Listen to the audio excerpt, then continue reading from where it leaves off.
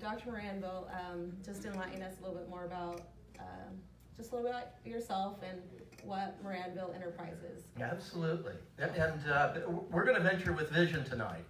You ready to venture with vision? Oh, all right.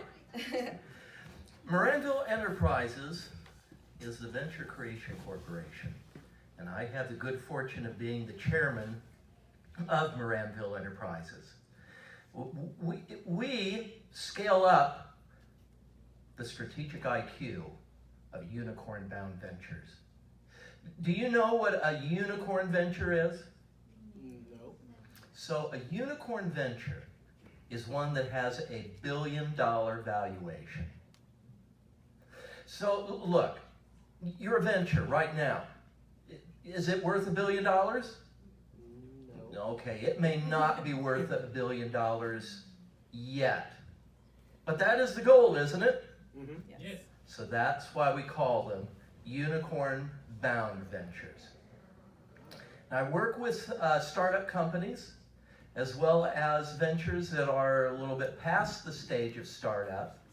Typically, when working with very early stage startups, I'm working with a founder who has an idea, maybe really hasn't taken any action on that idea yet, but trying to figure out how to take action. And consequently, I work with those founders as a coach. Then with those companies that are in fact companies that are past the idea stage and are scaling up or preparing to scale up, I work with those founders and those ventures as a consultant. So Maranville Enterprises does indeed scale up the strategic IQ of those unicorn-bound ventures. I, along the way, had earned a PhD in business administration, which gives me a little bit of a skill set in that area of strategic management. And that's why I focus on working with ventures, startup ventures, in the area of strategic management and business development. I really would like to know what Maranville Enterprises looked like before, you know, right at the beginning. Yeah, right before it was Maranville Enterprises. Yeah, let's talk about that. You know, let me go back into the ancient history, right? I had finished with, I'm even going to go back further than ancient history, prehistoric. I was born in a little town in Illinois called Galesburg. And when I was born, I had sight, right? I was able to see seemingly like any other individual could see. But when I turned 7, I was in the 2nd grade, I started losing my sight. It wasn't because of an accident, it was because of my DNA. You know, I just had the DNA that was going to cause that sight to go away. So within that first year, 7 years old, I had lost 90% of my sight. And, you know, I started to become an entrepreneur then, or at least have the mindset of an entrepreneur, because an entrepreneur needs to really have that mindset of grit and tenacity, and just working your way through problems. As you can imagine, losing your eyesight at that age, there are a lot of problems that you're going to come up against. But I worked my way through those. So when I finished high school, I moved to Utah to go to college. And as an undergraduate student, okay, get this, as an undergraduate student, I studied fine arts. I'm blind. But remember, there are a lot of tactile arts, all right, like for example, ceramics. And you know, when I was the undergraduate student studying fine arts, I lived at the dormitories, And there were a group of guys on my floor who were business students. And we would all meet together at dinner time, and they would talk about the projects that they were working on and the way that they were learning in their business classes. And it was so different from the kind of thing that I was studying, right? And the methods that they were using were so different. For example, case studies. I loved to hear about the case studies. I think that I was more interested in what they were learning than they were. So when I finished with my undergraduate degree, I decided that what I needed to do was to study business. So I got a master's degree in business administration. The thing about the MBA program that interested me the most was the final course that I took on strategic management. At that time, they called it business policy, but today they call it strategic management. And the reason being is because it looked at the whole organization. It didn't just look at marketing or finance, any particular one silo of an organization. It looked at the entire organization. And so that caught my attention, and when I graduated with my MBA, there were two things that I knew about myself for sure. And there were a lot of things that I certainly did not know about myself. Frankly, there are a lot of things that I still don't know about myself. But what I did know at that time was that I loved the process of learning. I particularly loved the process of learning business. And the second thing is that I was totally driven by the competitive nature of business. I did not want to take the typical MBA route. I wanted to create something. So I started Maranville Enterprises, and I started it as a consulting practice.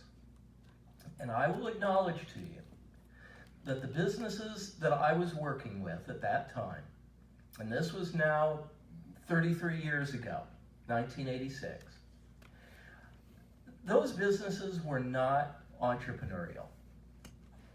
They were small businesses. The difference being that entrepreneurial businesses are intended to grow and to scale. The small business, it was there to produce a profit for its owners.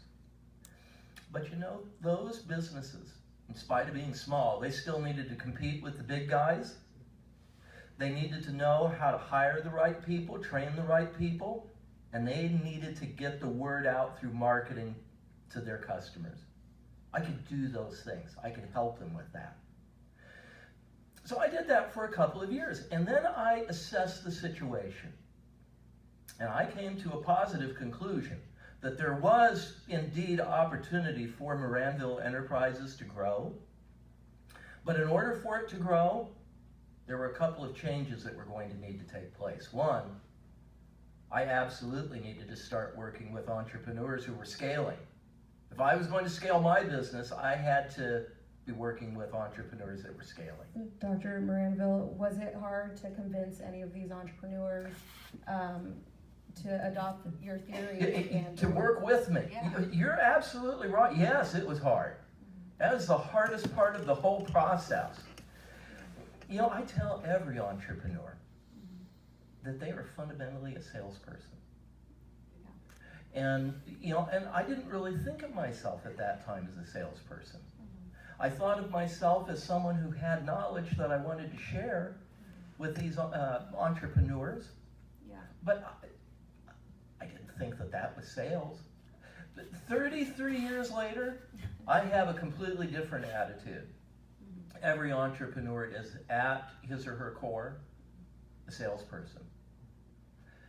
You've got to have that skill of selling because you're selling to the clients that you're trying to attract. You're selling to the employees that are going to work with you. You're selling to investors that you want to put money into that business. Sales is what your business is entirely about. And yeah, that was the most difficult part. Did you also find it difficult to find funding for any of the ventures you were working with? Or when I was initially working, because they were small businesses, the funding wasn't so difficult. Because basically they would be getting bank loans, or they would be getting money from what we call friends, family, and fools. So that wasn't so difficult. When working with companies, though, that are scaling, it does become a lot more difficult. Part of the problem is that when you're scaling, or prior to scaling, you're still trying to really figure out what your business model is. Sure. Investors are concerned about investing in a business that doesn't really yet know what its business model is. Another reason is that investors are ultimately looking for traction. They want to see sales. And if a company is struggling to produce sales, investors are reluctant to invest in them. So how much did these unicorn-bound ventures have to be making for you to work with them? So this is a really good question that you're asking, that I want to put into even a broader context. Because there are three kinds of ventures that I deal with. So here's how I'll say it. That I grow fledgling ventures into gazelles, and then I transform gazelles into unicorns. Right? So a fledgling is a small startup that's trying to figure out exactly what its business model is and how they're going to get some traction. A gazelle is a fast-running animal. So this gazelle venture is one that is growing rapidly in terms of revenue. They may not have any profits, but they have a lot of revenue that's coming in. Yeah. What we want to do is to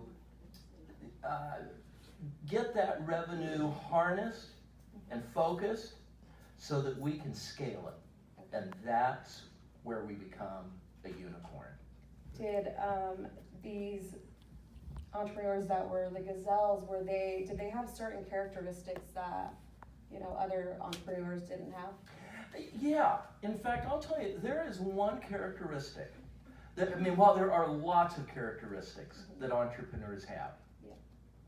And basically, if you just look through the dictionary and you find every positive adjective, right, that's a descriptor for an entrepreneur. Yeah.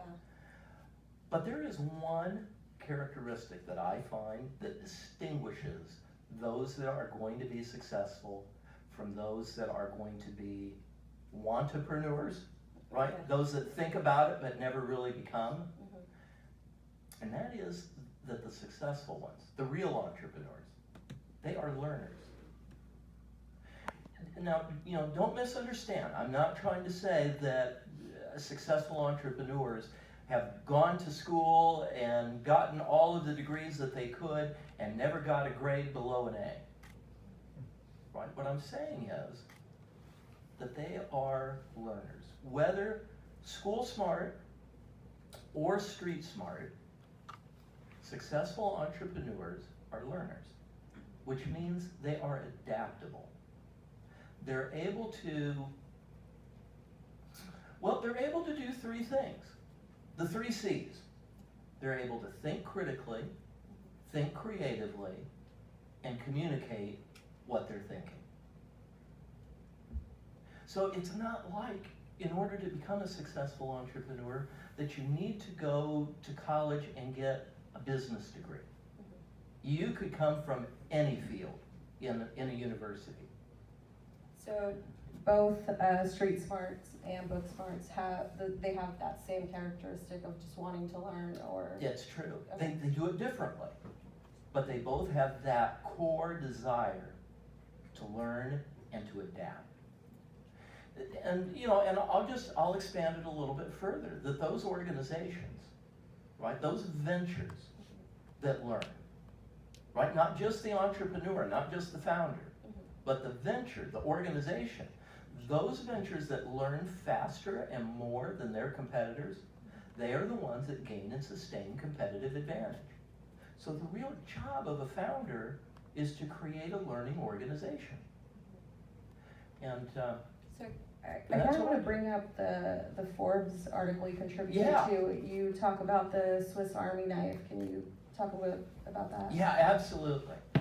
You know, so I wrote this article because I saw a number of companies that I was consulting with, ventures that, you know, they had founders that were experiencing the founder's dilemma.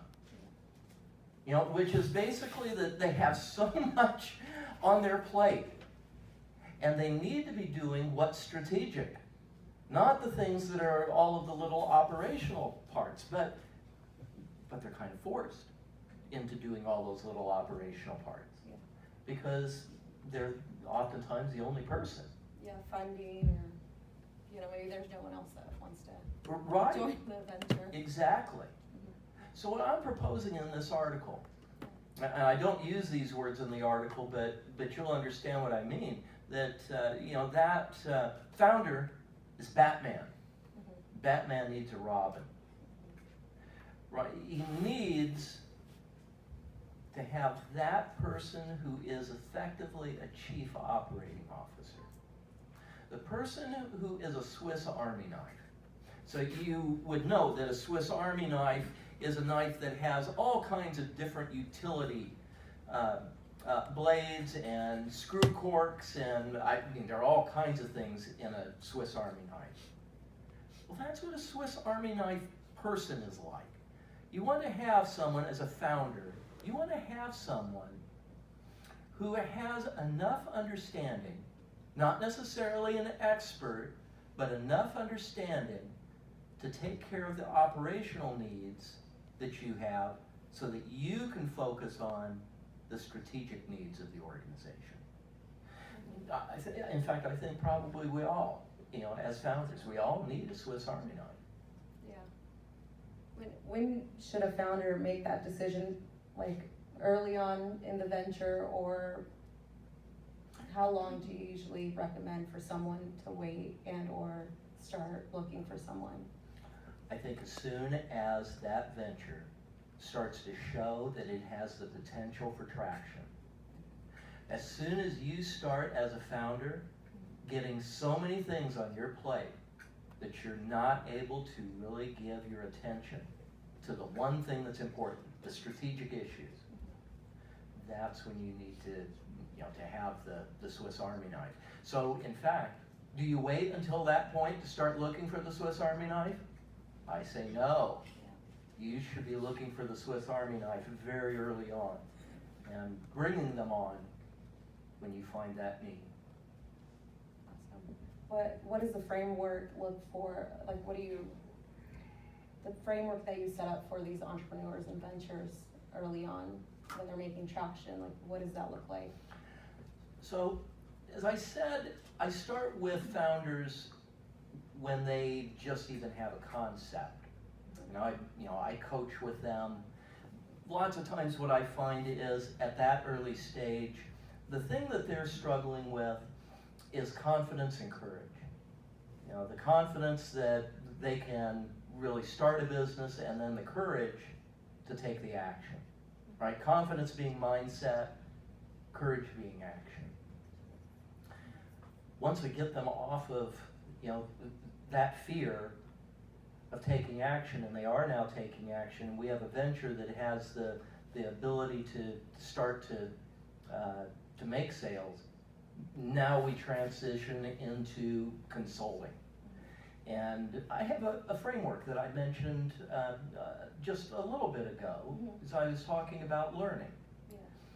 Yeah. When I was working on my PhD, there was a theory that I found as I was doing research. It was called organizational learning theory. And that theory basically says that those organizations that learn more and faster than their competitors are the ones that will gain and sustain competitive advantage.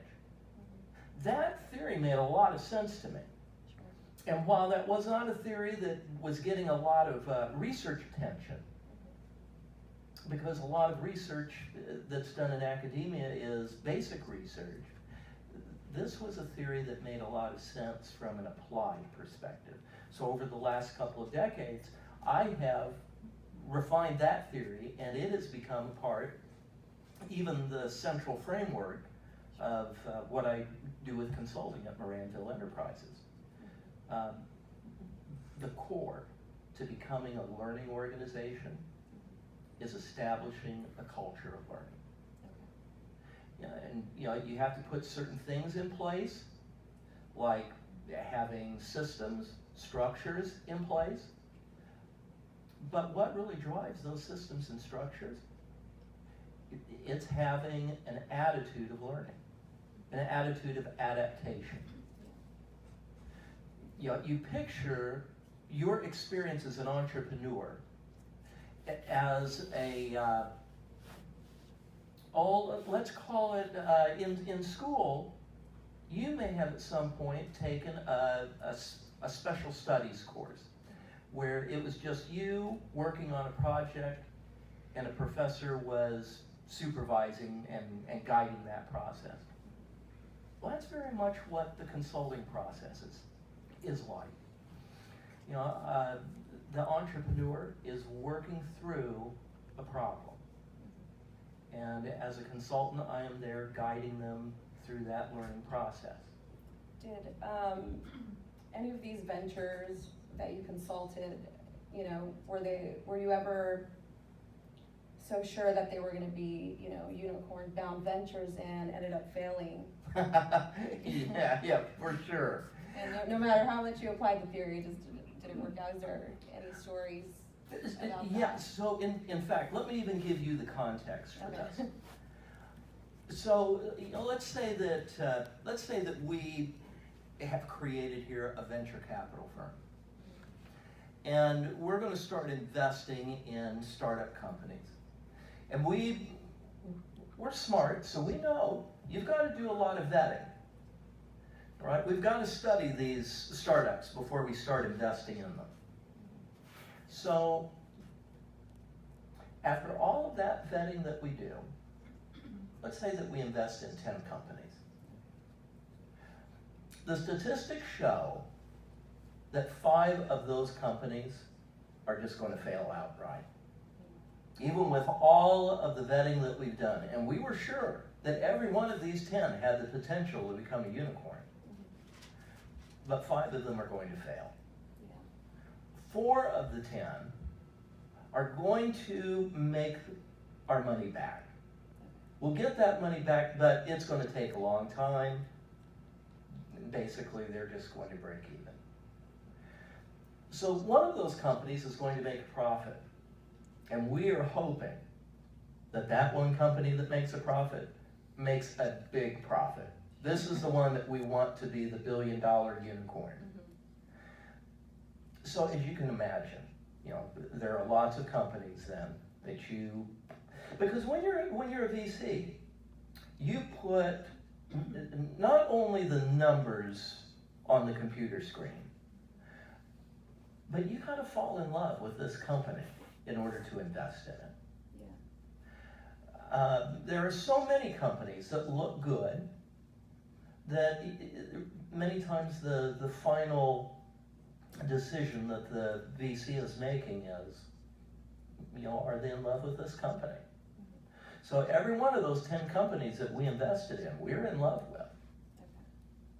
But we know that 5 of them, we only wish that we knew up front which 5 were going to fail. But we know that 5 of them are going to fail, 4 of them are going to break even. Is there a time where it starts getting close and you start noticing certain patterns, or where you're sure these 5 are the ones that are going to fail or succeed or be more successful? And at some point, we as a VC firm, we've got to make that tough decision. Do we continue to put money into this business? Because maybe they're just going through a rough patch, and if we keep putting some money in, they're going to get through this? Or do we come to the conclusion that we've got to pull the plug? And when you're in love with that company, it's a hard thing to pull the plug. Sure. So how does a startup know they're unicorn bound? How does an individual, when do they figure it out, or when do they go seek investment? When do they find out they have that $1 billion idea? It's a long way down the road. It really is. It's not, I mean, everybody might have, that little thought in their mind that this idea that I have, it's a unicorn. But there is a big distance between the fledgling, the gazelle, and then ultimately the unicorn. And, you start to get an inkling that there's a possibility, right? That maybe you have that little 1% inkling that there's a possibility when you get to the point of being a gazelle. And as you move further down that path of becoming even a stronger gazelle with, more revenue coming in, getting greater control over your costs, that's when you start to, really recognize, hey, this could be something really big. Let me tell you about a company that I think is kind of a cool company, but it's not a high-tech company. At least not what we tend to think of as a high-tech company. Is that all right? Yeah. So one of the companies that's in Utah is called Purple Innovations. Have you ever heard of Purple Innovations?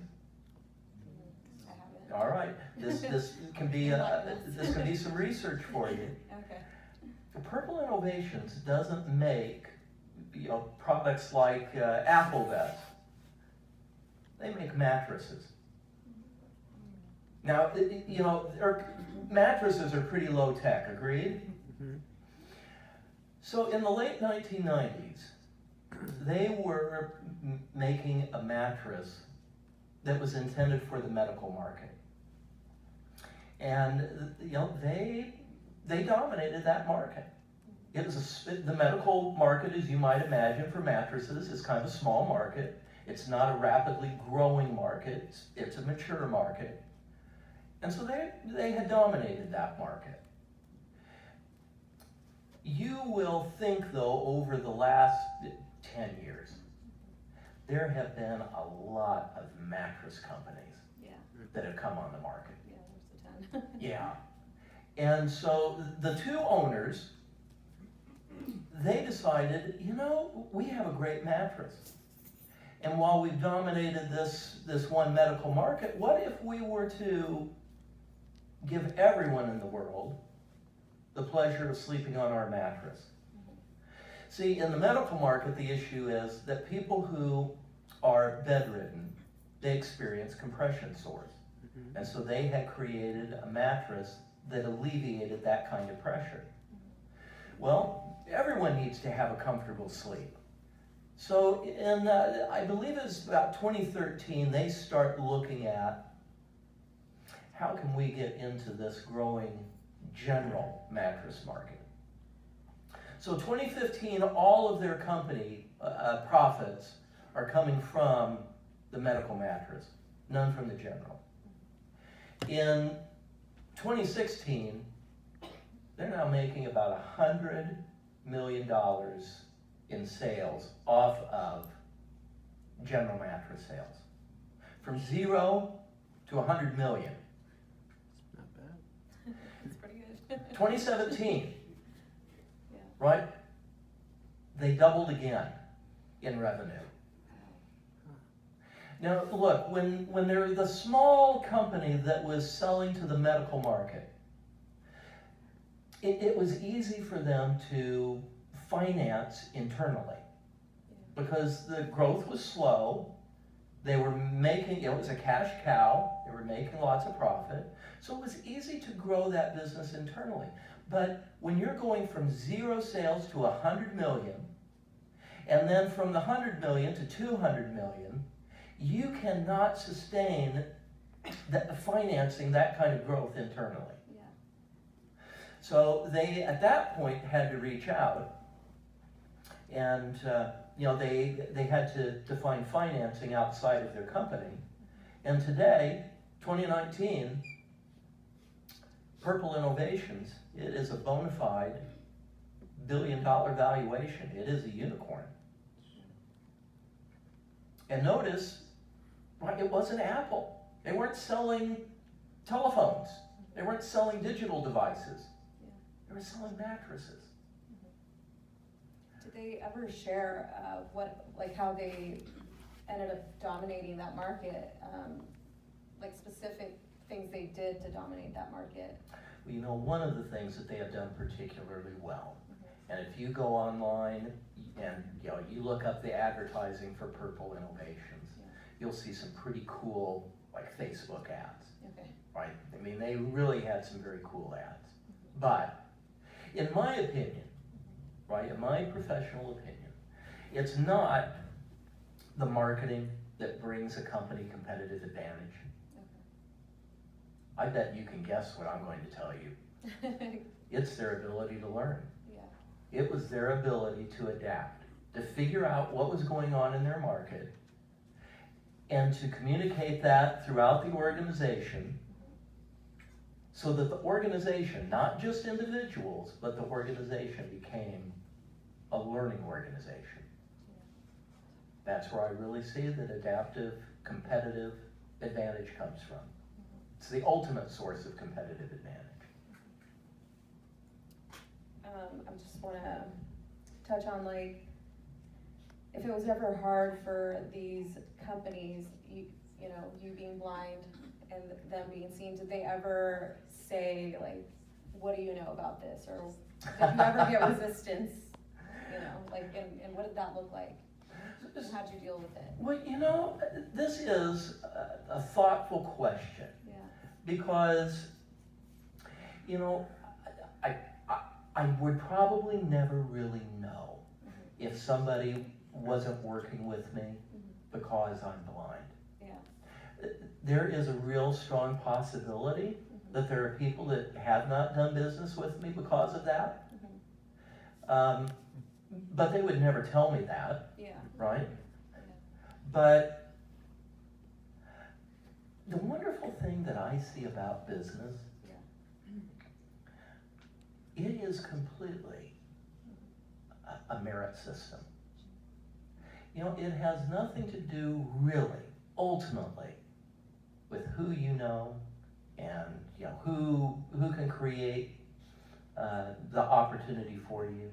Yeah. I tell entrepreneurs all the time, quit sitting around and waiting for the opportunity and make it happen.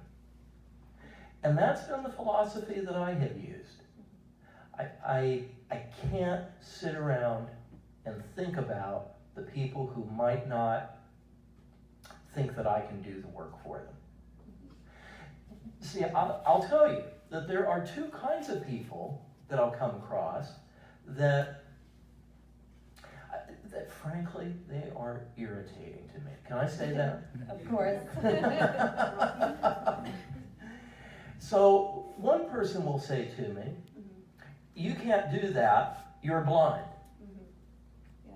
The second person will say to me, you can't do that, you're blind. And I know you're hearing that and you're thinking, well, they're both saying the same thing, but they're not. The first person is saying, you can't do this because you don't have the ability to do it because you're blind. The second person is saying, you can't do this. I pity you. You're blind.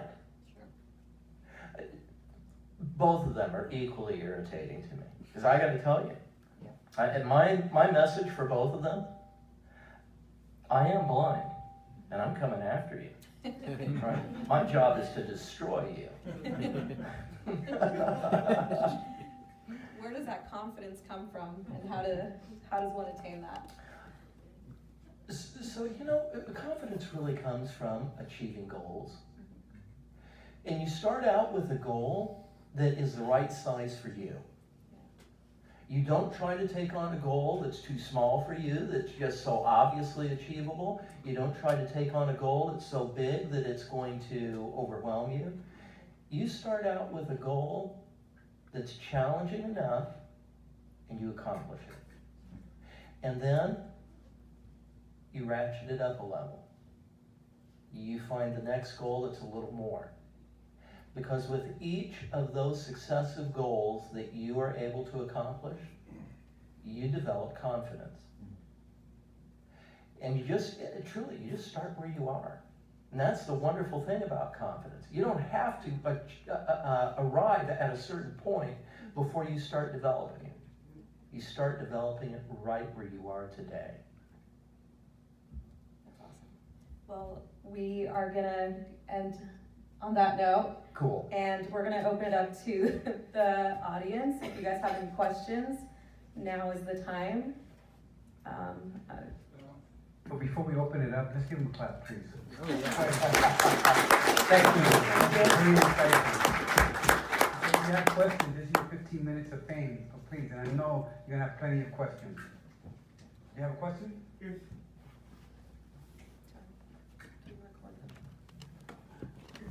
Got to Maranville. What?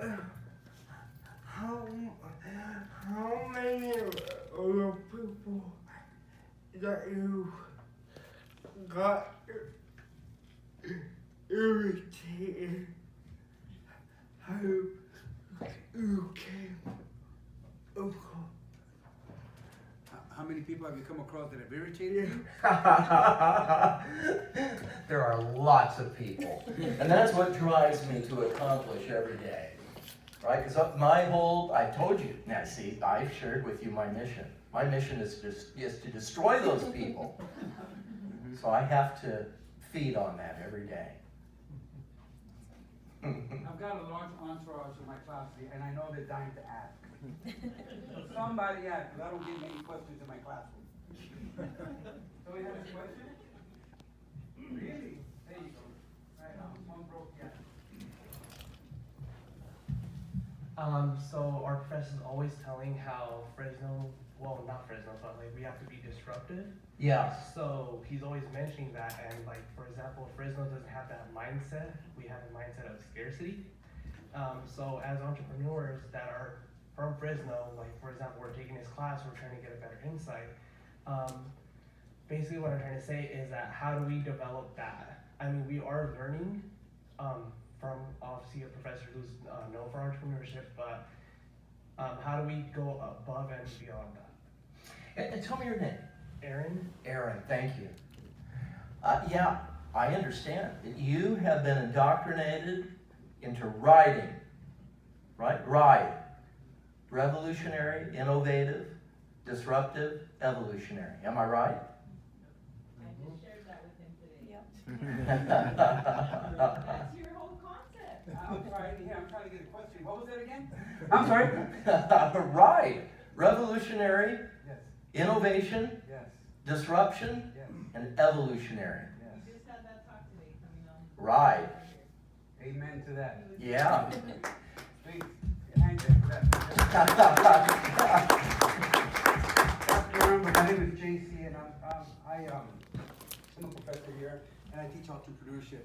And one of the things that I try to infuse into this is disruption. Any new idea is going to disrupt someone at one point or another. Okay? Any new creative idea that's not seen, hasn't been seen before, it's going to be disruptive. How do you find disruption a needed element in entrepreneurship? Oh, absolutely. The more disruptive the idea, the greater the opportunity for competitive advantage. And that's really what every business that's going to be sustainable in the long run needs, is competitive advantage. You've got to do something better than what your alternatives are. So you want to make sure that you're disrupting whatever your existing competitors are doing. See, there are two methods of adaptation, right? I talked about that it's all about adaptation. Well, there are two different approaches. One is, let's call it the theory of the environment. And basically the theory of the environment says that those ventures that are going to succeed, they change themselves to fit the demands of the environment. The other theory is the theory of the organization.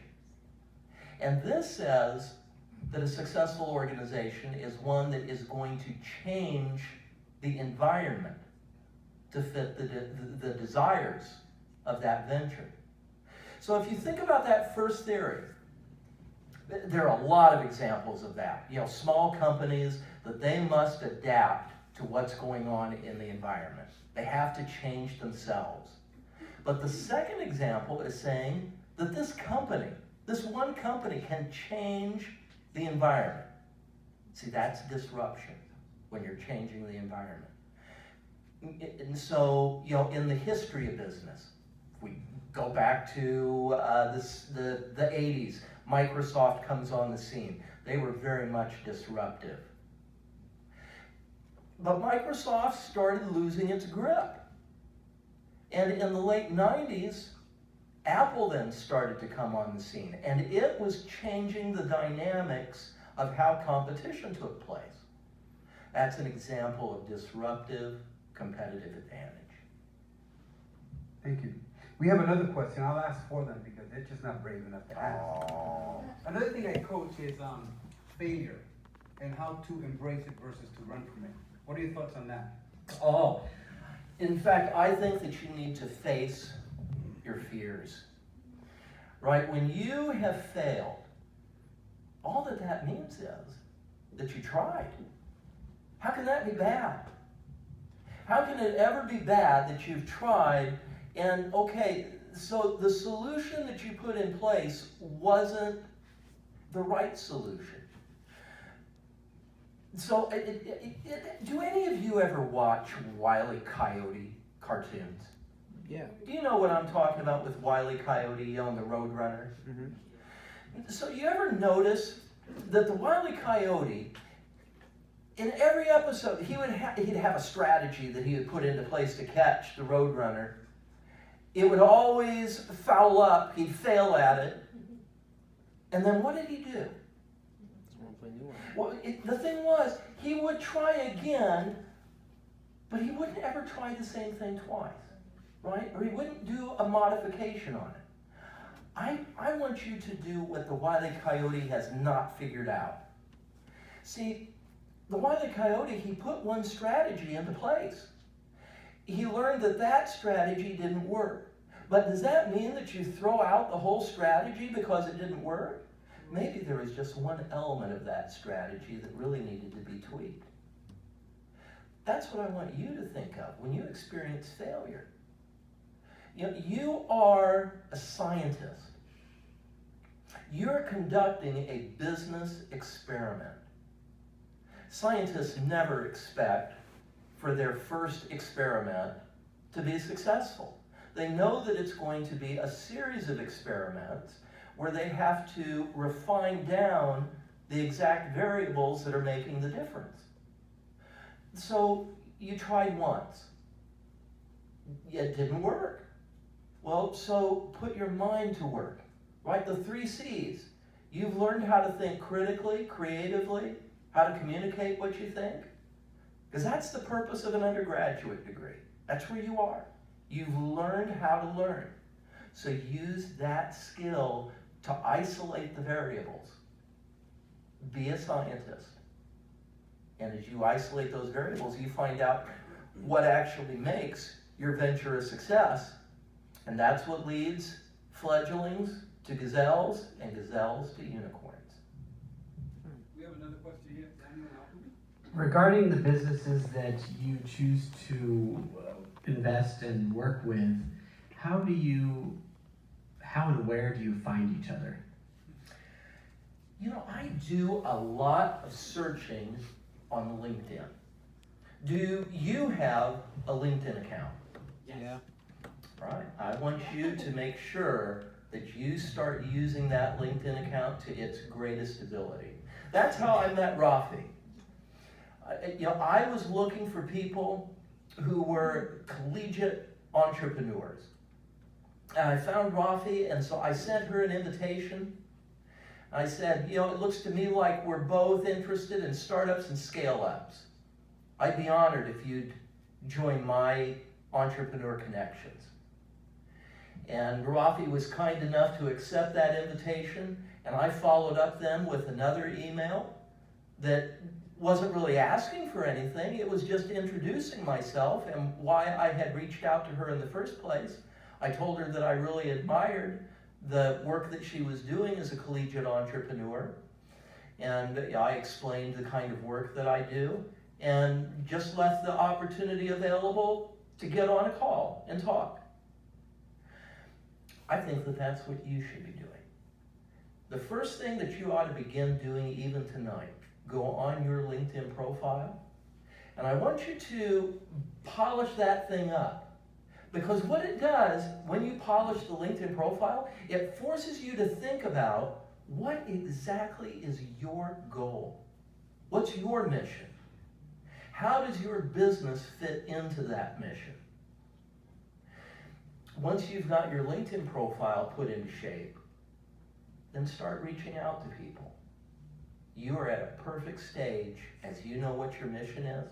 Start sending invitations out to people, asking them to join your list of connections. Look, here's the picture.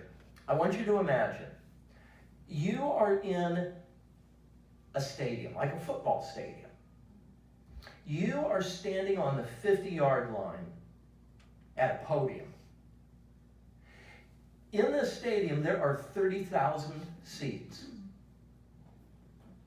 And you have the opportunity to talk to these 30,000 people. That is what your LinkedIn profile is. You have a maximum of 30,000 connections that you can make. I would not recommend that you just randomly allow people to connect with you.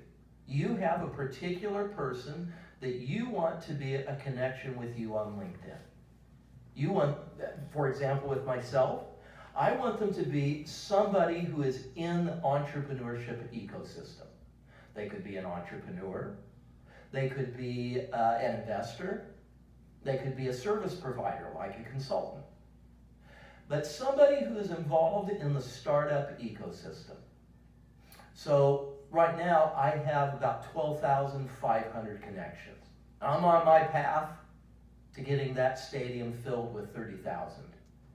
One of the ways that I would like to do that, would you please, before this day is over, would you send me an invitation on LinkedIn? And when you send that invitation, I want you to practice best practice. So don't just click to send with the message that just automatically comes from LinkedIn. I want you to write a little statement. You tell me your name and that we had met here and what your interest is. And of course, I'm going to accept that invitation. And when I've done that, we now start a conversation with each other. That's really what LinkedIn is about. And if you're not using LinkedIn yet, make that change today, because that is the first step that you can do to really start networking on a global basis. We have time for one more question. And here she is.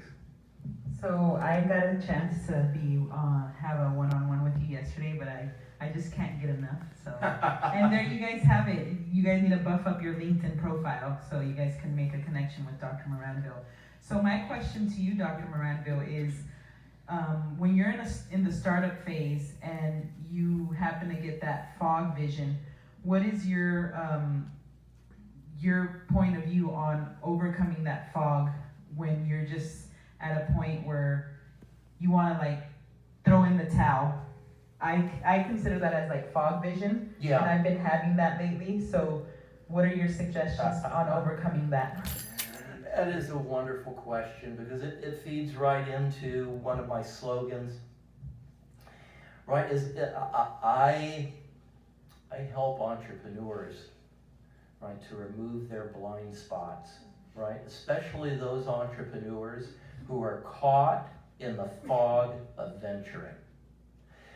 If you are caught in the fog of venturing, you should wear that like a badge, because it shows that you have invested yourself. With the research that I've done, and I've read other people's research as well, there is one distinguishing characteristic that really makes the difference between the want-to-be entrepreneur and the entrepreneur. And it is that they went past the point of no return. You know what I mean by that? See, there are a lot of people that talk about being entrepreneurs. But there's a certain point where you got to go all in.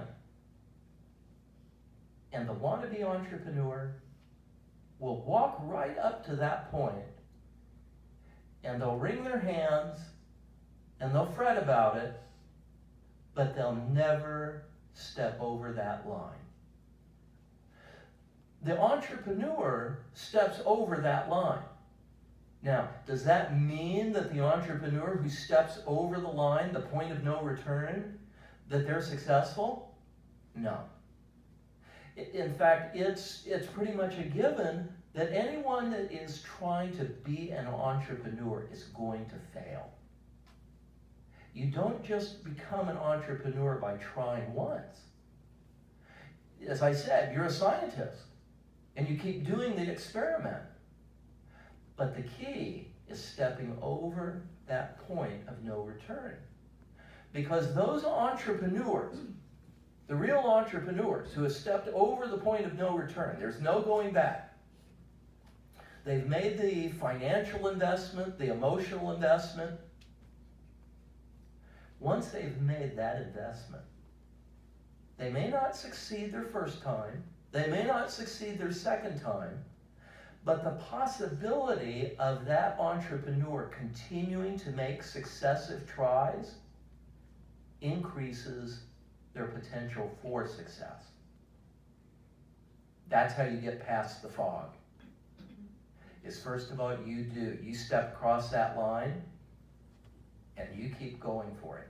You never let your goal become overshadowed by your fear.